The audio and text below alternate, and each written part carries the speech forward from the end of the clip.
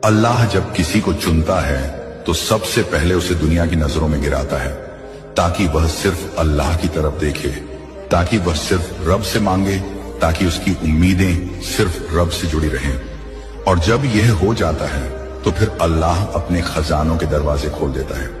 अब वही वक्त आ गया है, अब वही दरवाजे खुलने वाले हैं। अब तुझे वह सब मिलने वाला है जो तूने कभी मांगा था, जो तूने कभी सोचा भी नहीं था।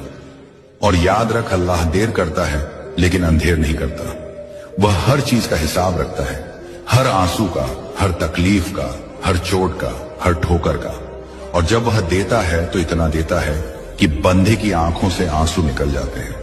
लेकिन इस बार वे आंसू गम के नहीं, शुक्र के होंगे, क्योंकि तुझे मिलेगा वही जो तूने मांगा, लेकिन उस शक्ल में जो तेरे लिए सबसे बेहतर होगी। अल्लाह जानता है कब क्या देना है, कैसे देना है और क्यों।